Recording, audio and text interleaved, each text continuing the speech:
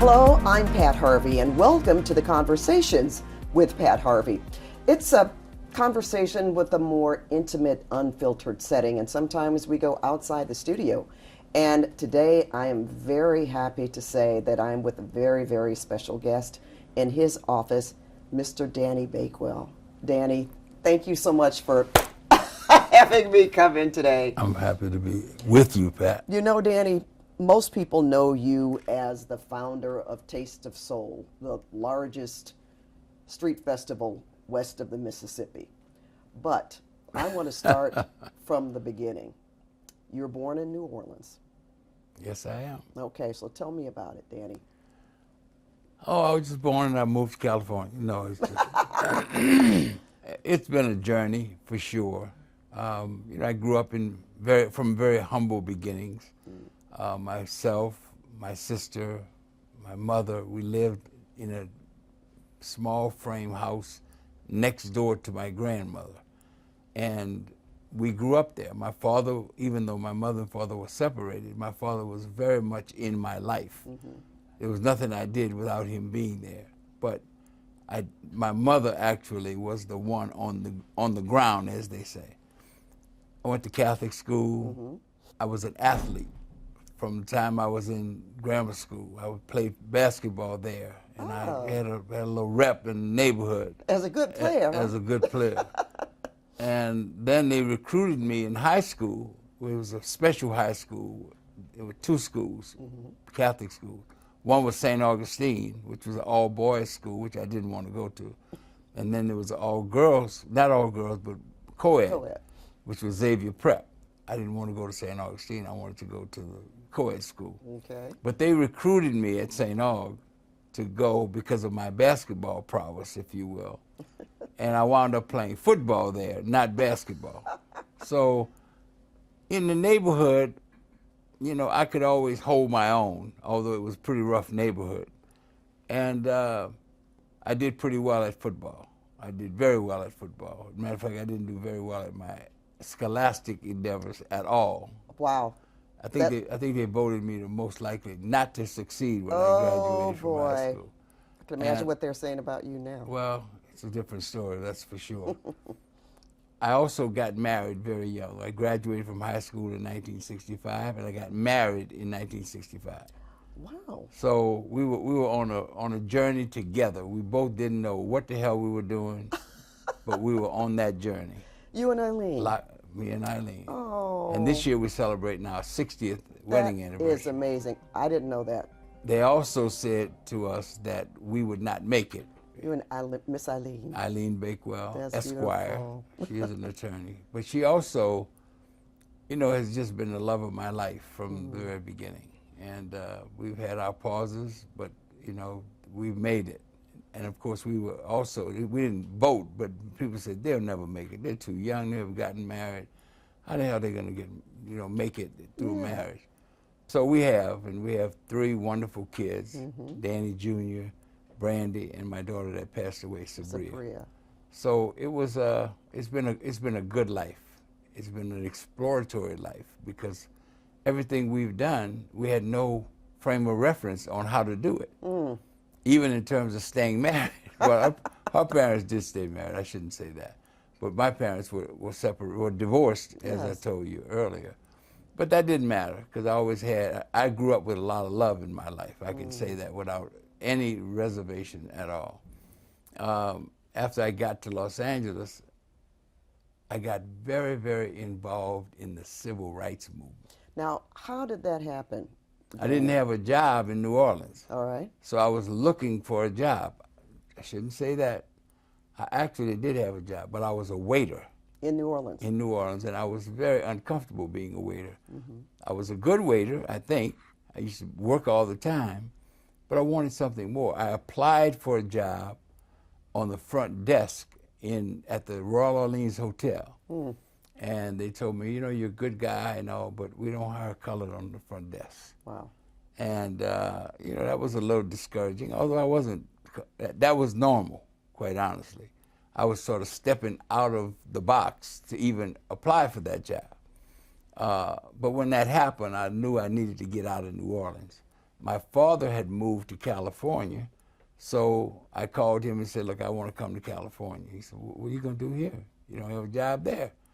So he wasn't very welcoming. My father was a bricklayer, even though he was not discouraging me from coming, but he was saying, look, it's not going to be easy. You're going to have to acclimate yourself, and at the same time, we got to find you a job. When I first came, I got a job as a waiter at the Friars Club. And that was an eye-opener for me, for sure. But I went from there, and then I got involved in the civil rights movement. Now, somewhere along the line, you went to college. Was I that in New Orleans? I went to college for about 15 minutes. Okay, gotcha. I went to the University of Arizona. I had a scholarship. Matter of fact, I had scholarships from all over the country. You know, Michigan, Minnesota, all of the named colleges throughout the country, because I was a pretty good football player. I made All-State, All-American, all of those things in New Orleans. Not All-American, I shouldn't say that. I was All-American honorable mention. Okay. But at the same time, I did have quite a resume in terms of football in New Orleans. I had all these scholarships, and I went to the University of Arizona. You said 15 minutes. I was so lovesick. I wanted to come home to my wife today, who was my girlfriend then. I got on a bus.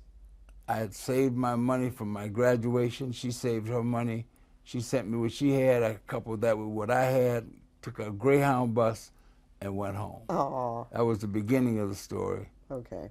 And then it began to unfold, some of what I've mentioned already in terms of just wanting to get out of New Orleans because I couldn't get a good job in New Orleans. When I first got married, I actually worked in a laundry. You know, I used to go to work at 4 o'clock in the morning, put clothes in the washing machine, wait till they dry, take them out, fold them, and set them up back up in the hospital. But again, I was not deterred because I wanted so much, and I wanted for my family. That was my main thing. I always had a great sense of family. My dad had shown me that. My mom had shown me that. My grandfather he was like the matriarch of the family, my mother's father. And he really impressed me just in terms of the way he took care of his family. The house we lived in, he owned. I don't know how he did that, but he owned his house. And we lived in it with him when my parents got married. And that stuck with me.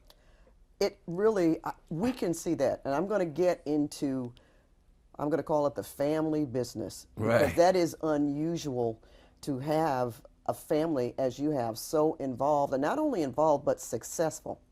But I want to go back to when you came to Los Angeles, and you said you were a waiter. Right. But you also got involved with the civil rights movement. Now, what pushed you? Well, I wanted a job. I wanted a sort of a business-oriented kind of job. So I was looking. I didn't have any skills particularly other than to be able to speak well. And I was looking for a job. And somebody told me about an organization called Neighborhood Adult Participation Project, which was all about organizing the community. And I was just so fascinated. My good friend now, his name is Cliff McLean. He's been one of my mentors, if you will, and one of my compadres. He was the director of that office, and he hired me. Okay. And he gave me a job. I was a job developer and community organizer. And NAP was all about transformation, getting the system to be more sensitive to particularly black people and people just in the community. And I took that job and I just ran with it from there. Then UCLA was trying to recruit and hire black people. Their first round of putting black people in their administration, not administration, but some job, entry-level jobs.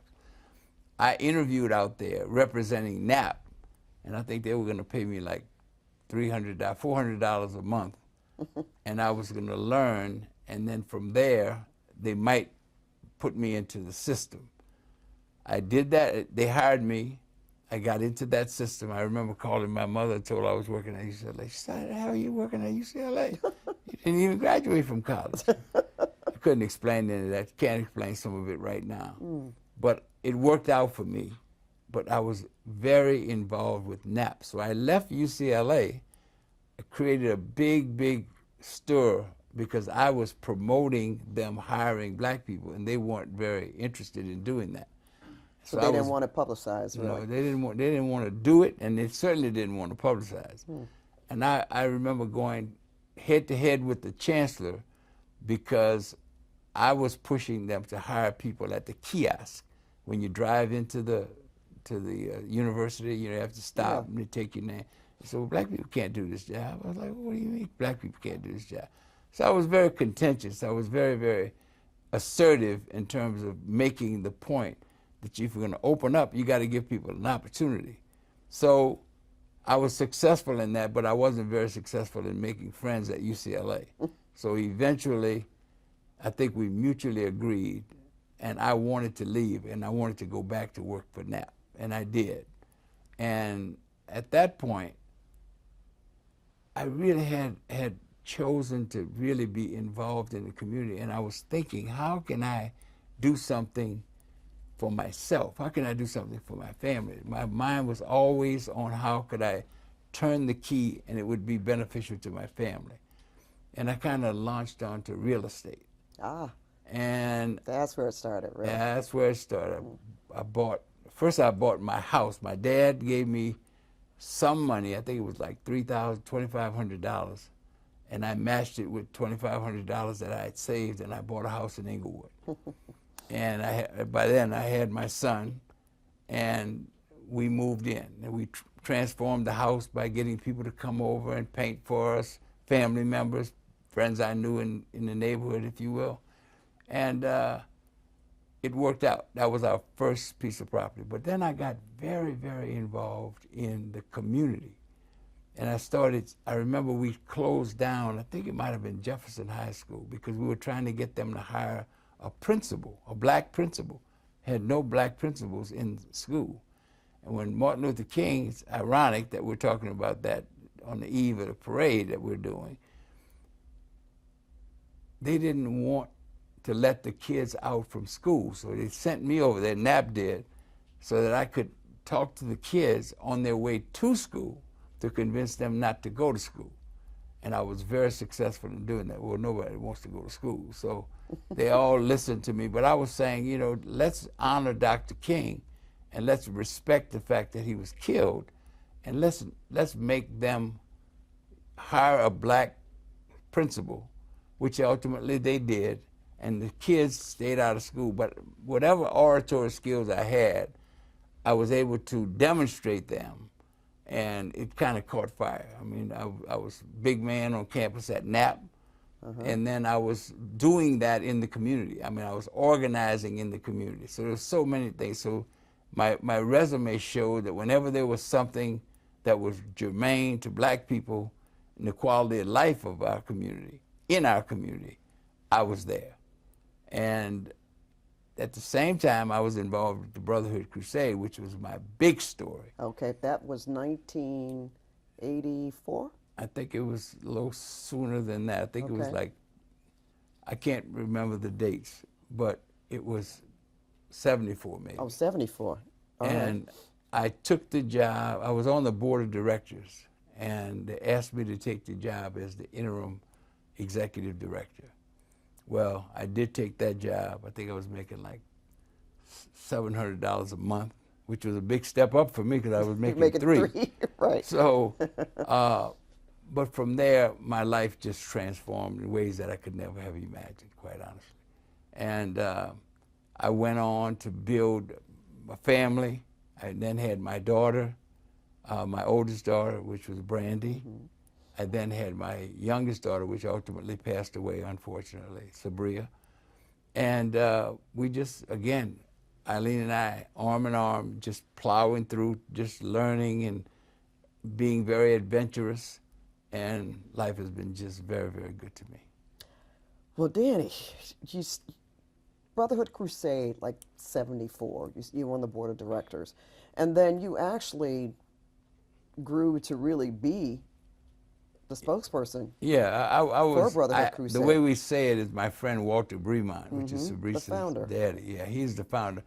I proclaimed him the founder. Nobody was acknowledging him, but there were a number of people that were involved in developing the Brotherhood Crusade. But Walt did something that I thought was important, and that is he took out a mortgage on his house for the Brotherhood Crusade to support the staff and what have you for like 1 year when I had first taken over. And we had to I had to try to raise money so we could keep it going. I was able to do that. Walt was able to do what he did, and he deserved to be proclaimed as the founder because he was on that mission of building a self-help organization. I joined in with him, and we had a lot of other friends that were involved in it as well. But it worked out well, and we started a payroll deduction program, so very much like United Way has. But United Way had a monopoly on it. And at the time, John Bradley had just been elected mayor. Gil Lindsay was in office, Dave Cunningham was in office, and all of those people supported me and the Brotherhood Crusade in getting the city to provide payroll deduction for us. Well, payroll deduction, they take it out of your check and they forward it on to us. I used to go out to the yards in the morning with all the trash men and talk to them about signing payroll deduction and various other places that we could get to agree to let the Brotherhood Crusade come in. And we began to raise money. I mean, we began to raise money not by asking other people to give us money. And our mantra was, let's not ask others to do for us what we know we can do for ourselves. And that caught on, and people started giving us money. And the things I was doing in the neighborhood really caught on because we were then defying police brutality. I mean, at a time when it was defying police brutality was always Vanguard, but we didn't really have a spokesperson in Los Angeles. So I got behind that. But you had a lot of people who were doing the same. That was at the time of the Panthers. That was the time of the US organization. That was the time Kwanzaa was founded and created by Dr. Karenga. So you had a lot of things going on, and I was part of that thrust, if you will. It's amazing to me, Danny, how you helped in the Brotherhood Crusade, which was about organizing in the community. Now, learning about the payroll deduction, that was brilliant.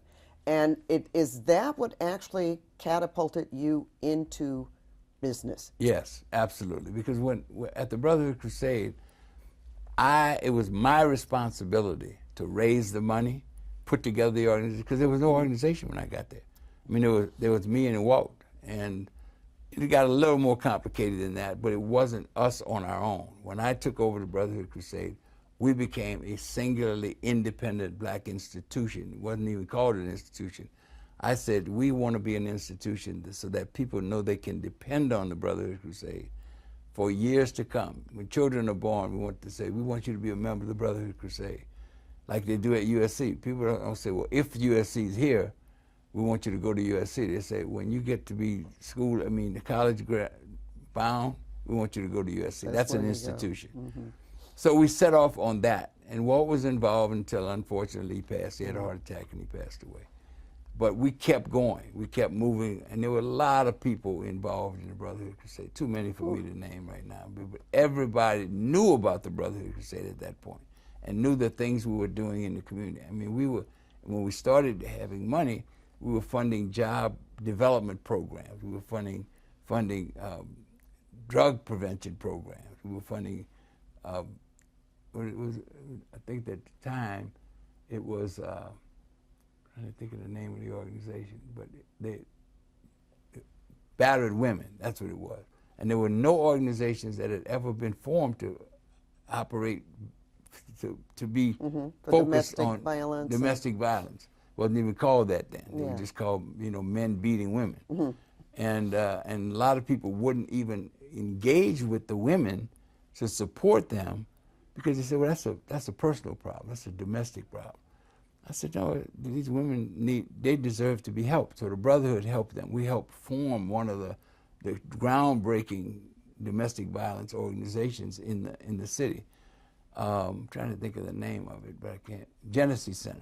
Genesee Center. You founded Genesee Center. Well, I didn't found it. There were two women who founded it, but I gave them their first seed grant came through the Brotherhood Crusade. Very familiar with the Genesee Center. And they went on to do great things. Today. They do great things today. As is the Brotherhood Crusade. Well, the Brotherhood Crusade is, we turned the corner for sure. No question. And, you know, so we've done very well. I established the dinner that we do, the Pioneers of Black Institution or Black Achievement Awards dinner. Amazing. And it is amazing. You've been one of our honorees, as a matter of fact. Very honored for and that. So our mantra there was honoring black people while they're alive and can participate in the process, without just waiting till people die and acknowledging them when they were gone. And you had, and you still do, but talk about my first dinner, leaders, some of the biggest. Oh yeah, we've had entertainers, them all. But financial leaders. We had the from all aspects. Chairman and founder of Golden State Mutual Life Insurance. Mm-hmm. We had the founder and president of Broadway Federal Savings and Loan, Family Savings and Loan. And I was the first three people, and Dr. Weeks, he was one of the noted doctors in the community. We honored them. That was our first big dinner, and we kicked it off with that, and it was successful. So people realized that we could do things. It wasn't, I used to have an issue with my good friend, John Mack, and we became dear friends. But the Urban League would always honor white people. And I took offense to that because I was like, all the people that we have, but John knew what he was doing. Those people that he was honoring, the chairman of Bank of America, well, he's gonna bring his crowd, and they got money. Yeah, so they would be very, very successful. Eventually, John got away from that too. I mean, not that they wouldn't honor white people, but they started honoring black people. I'm not trying to take credit for that, because John was absolutely he's brilliant. A brilliant man and a real serious and sincere activist. But the Brotherhood Crusade really, really took off after that. And we honored Berry Gordy, we honored Don Cornelius, we honored Smokey Robinson, and we had two things we were doing. We were doing the dinner, and we were also doing concerts, huge concerts. Huge. Called them Tribute to the Black Woman, Tribute to the Black Man, Tribute to the Black Family. And we had everybody you can imagine coming to those concerts. So that's where the Brotherhood got its momentum, got its legs, and people began to recognize. And what we were doing was positive. And at the same time, we were taking all of that money and we were supporting community organizations that needed support, but people wouldn't support them. They might not have been in existence too long. They didn't have the infrastructure, so we took on all of that responsibility. And then, you know, my sister came to work for us, work for me, if you will, Pamela Bakewell, who works for me even now, and she did a great job in helping us to build the organization. Then I hired Walter's daughter at some point along the line. Pam then moved away from the organization, and I hired Sharice as, when I left, I'm jumping big time, and she was a great find for me. I felt that she had all the right reasons to make the community successful. The board didn't want to hire her at the time because they said, well, she can't do what you do. I said, I don't need anybody to do what I did. We need somebody who can, you know, really focus on the nuts and bolts of the organization, keep it going, make sure we don't lose what we've been doing, but add to it. And she did that, and she's still doing that. I'm going to say this. I was so impressed. I got here in '89. I think my first dinner might have been 1990 or '91, and there's all these financial institutions that you're talking about, all the Congress people. Maxine was always there. There's Berry Gordy on the dais, and then, you know, I run into Tupac. I said, well, this is some organization that brings all of these people together. I just thought that was amazing. Well, and really, to me, and it that still was is the intent. at the time. The intent was the Brotherhood to be the place where everybody could come and really share their wares with the community. We were sort of like a clearinghouse. I actually organized Suge Knight, Tupac, I think it was Death Row at the time. Snoop Dogg, was there. Of course. All of those guys. I met guys. him too at the dinner. They came, and I organized them right before Tupac was killed. I said, if you can have the kind of success you're having in the record business, and people buy your records, just think if you could motivate all of those people to vote. Why don't we give a big voter registration drive and a concert, and we focus on getting all these people to vote? You could control the world. You could control the landscape in the nation, because the margin of people that you could get new people to sign on to vote would be the margin that people could win these elections. And they agreed to do that. And 2 weeks later, Tupac got killed, and the whole thing just unraveled. It's almost parallel, and that's, I don't want to get off on a different subject, but just I remember interviewing Nipsey Hussle just probably not even a month before he was killed, and he was talking about things that he was trying to do with the marathon and business and absolutely. bringing young people. And these guys, I would say this to this day, Death Row had a significant impact on the community. I'm not getting involved in some of the things that they did, but the point is they were community minded. The things that Tupac used to sing about, talk about, and was actually very explosive, but they were always in the best interests. They may not have carried it out well, of the black community. Same thing with Suge. He donated a lot of money to black organizations that people don't know about and don't give him credit for. So, you know, those guys were just, they were vanguard in terms of their approach, not only to the record business, but to the community. And you were a liaison for all of that, for bringing all of those different kinds of genres together for the purpose of community, but also business, Danny. That was very, very important to you. Tell me about the Cranston Bank. Well, you know, it's interesting. You know, you meet people along the way. And I met this guy thanks to Dave Cunningham. His name was Bob Knuth. And he was head of an investment banking firm, quite honestly. We went to his house one day and they asked me, said, we're going to meet this securities guy. Well, I thought he had a security guard company. But it was, I never really focused on, you know, securities and exchange and investments like that. Anyway, he and I got to be very good friends along with many other people. But at some point in time, and I used to always help him by reaching out, calling the mayor of New Orleans, so introduce him to that, because he used to sell municipal bonds. I'd call, you know, mayor of Chicago, you know, Harold Washington, set up an appointment, take him there, and we got a chance to meet with Harold. We'd talk about the business and how, and he had black people working for him, or at least he proposed to have black people working for him. At some point he calls me up and says, then he was looking for a president. He said, I got my president. I said, well, who is it? Do I know him? He said, yeah, you know him. He said, it's you. I said, man, I don't know nothing about this business you're in. He said, yes, you do. And anyway, without getting into the nuts and bolts of it, eventually they hired me as the president of Cranston Securities. Wow. And it turned out to be a good run. It wasn't very long, and then I wound up in a lawsuit with him, which I'm happy to say I won. Okay.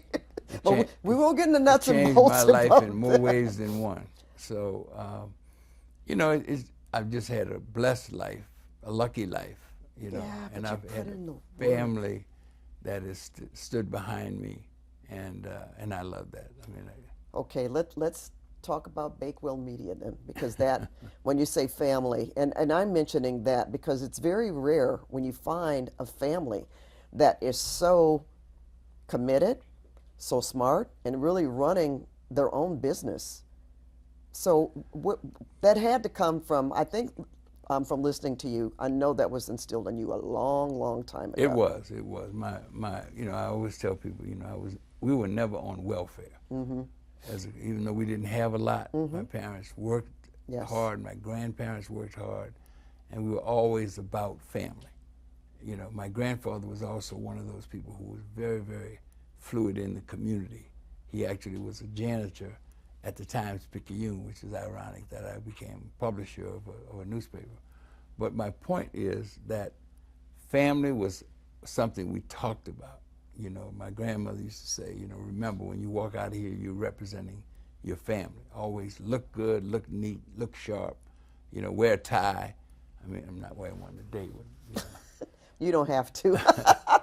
I'm trying to retire. My wife says I'm failing that subject. But anyway, the bottom line is, yes, family was always important to me. And when I got my own, I was dedicated and committed to making sure my family had a place in this city. I remember everybody used to talk about the Houstons and the who was it? The Houstons and the Broadway Federal. Hudson's? Yeah, the Hudsons, you know. And I said, you know, one day I want to talk about the Bakewells like that, you know. And I think that name is out there now, the Bakewell. I think it is too. And you also figured out a way to get your message out. Bakewell Media, I think you obviously discovered, yeah, okay, well, we're going to control our narrative. Yes, absolutely. You decided you bought the largest African American newspaper, Yeah.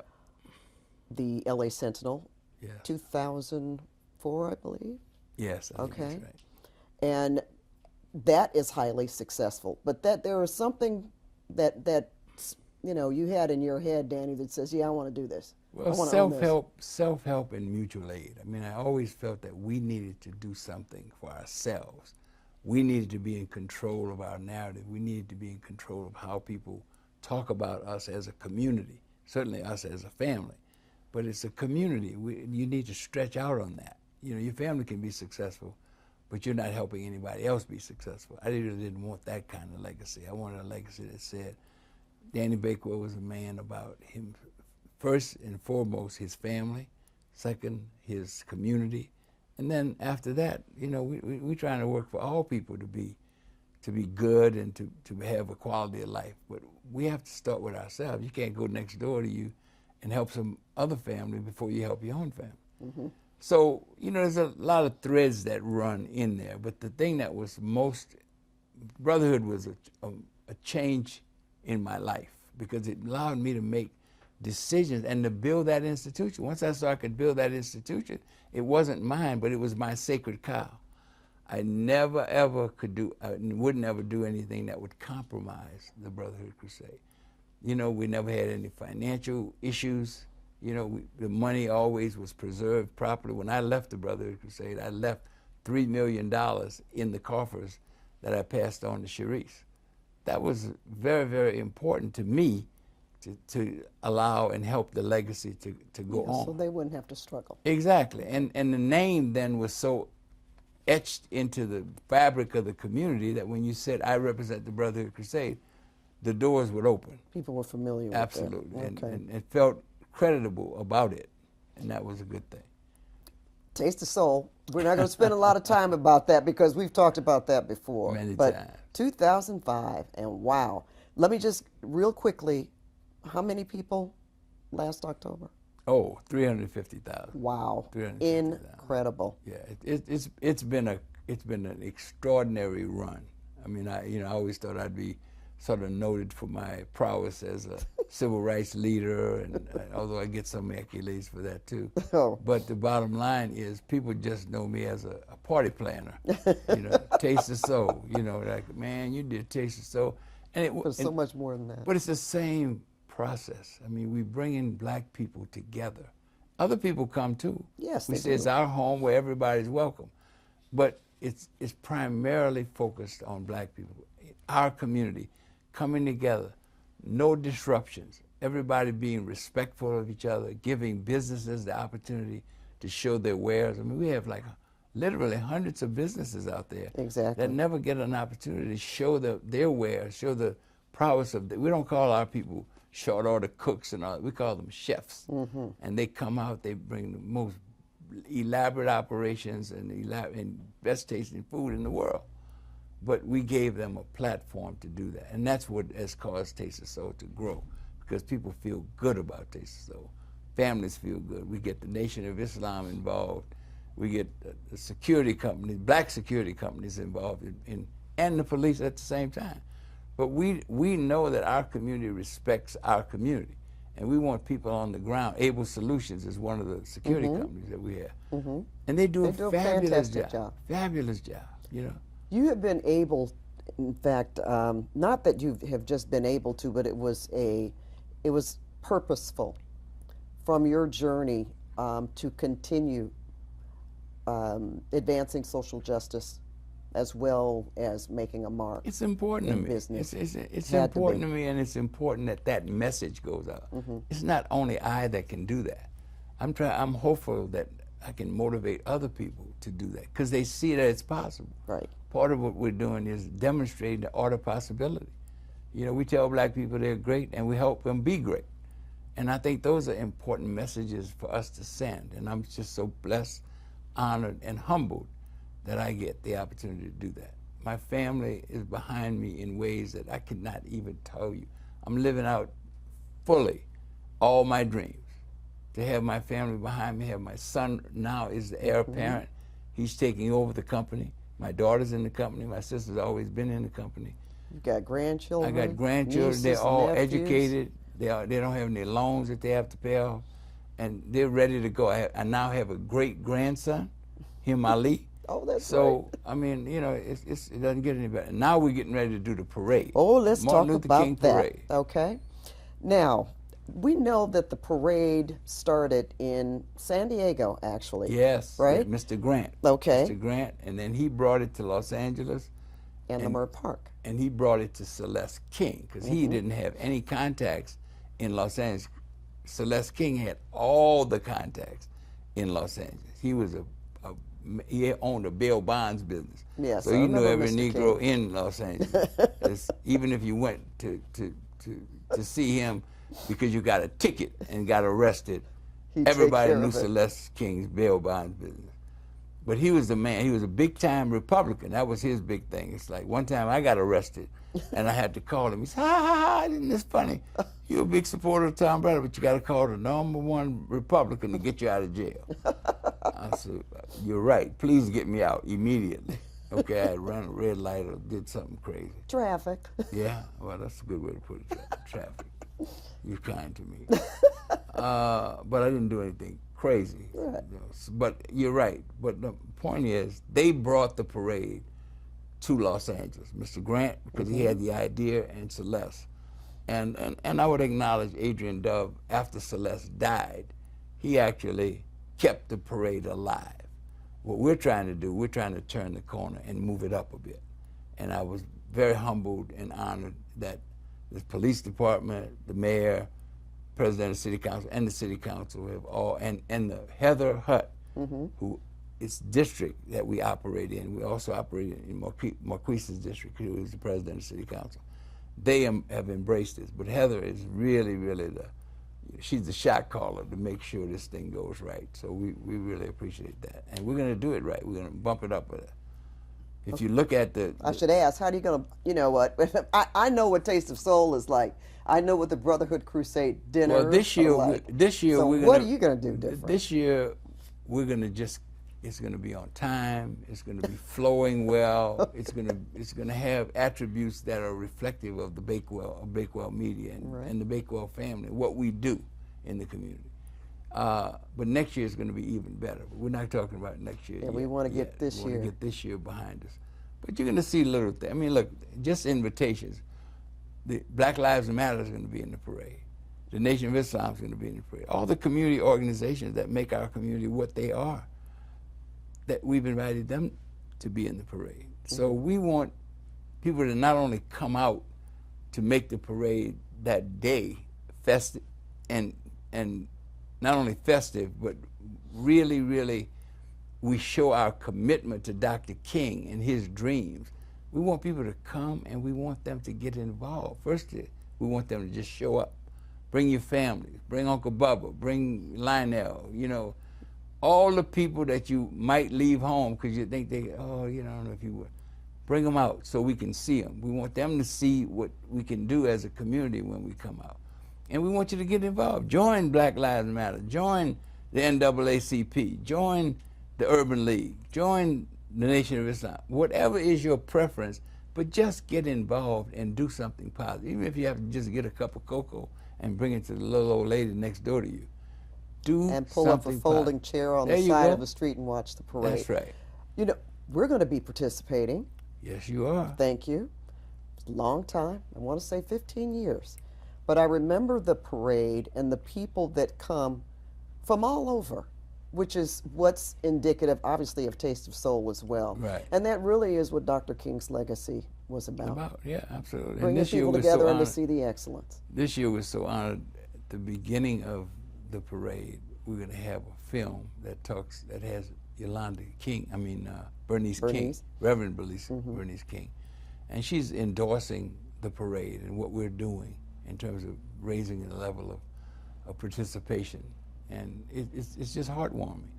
I talked to Martin King III, and these are people who relish and understand the importance of family, and I think they're behind us, and they want the whole community to get behind us to make this parade something that is just not only newsworthy, but heart-stopping, because we want people to just feel the love that we intend to share on that day in the Martin Luther King Well, I parade. can't wait. That's so special. Yeah. Cedric is the Grand Marshal. Cedric, and Cedric the Entertainer. Cedric the Entertainer and Cedric, my friend, agreed to be the Grand Marshal. And that is, again, something that's bumping up the parade, because this is a guy who has, worldwide recognition, and he's using his celebrity to focus on the parade and focus on Bakewell Media and the Los Angeles Sentinel. And he's doing a great job. I mean, he's on social media. He's sending out tweets every day to all of his fans and all of his people that follow him. You can't beat that. And he shows up. Tell you, when you're in the business of organizing black people, the first thing you have to do is show up. Because we're good at talking about it. Oh, yeah, man, I know we ought to do that. Ought to do it, don't count. Right. Showing up is what counts. And everybody, black people out there who are listening to us now, they know what I'm talking about. They're like, yeah, you're right, brother. You're right. They do. They pay attention. And Cedric gets their attention. And that's the thing that's important. Look, when the fires came last year, he called me up personally and said, Danny, I need somebody, I need you, because you got boots on the ground. I got somebody that will donate, I think it was 15 cars for people who lost their cars in the fire. And I need to put some people in those cars. We did that together. Then the Brotherhood, I guess we extended it and did another 12. It was just magnificent. But just his commitment to the community, even though he doesn't live around the corner, but he knows how to make himself present. And if you see him on any of our social media, he's hilarious, but he brings joy to the whole proposition of being involved in the community. So he does. He brings warmth, and he brings in a lot of people that wouldn't necessarily be involved. And he's also big on family. Yes. He's got a wife like mine. Oh, she yeah, don't I like, know her. She don't like the limelight. She's always in the background. She's behind the scenes. But she's always there, and that's something you love. Yeah. Okay. Well, I think we are. And we're so fortunate to have you, Pat. Danny. No, we are. This whole community is so fortunate to have you at CBS. And I have to give CBS a shout out that they recognize your importance and your value to them by your connection to the community. Everybody can't do that. Everybody wants to do it, but it's about showing up. You show up, you bring your resources and your connections in the community to them, you represent well, and we appreciate you and we love you. Thank you. I love you too. And for me, it's just about being genuine, and that is about community. As the brothers would say in the community, you genuine, sister. Yeah. You genuine. Thank you, Dan.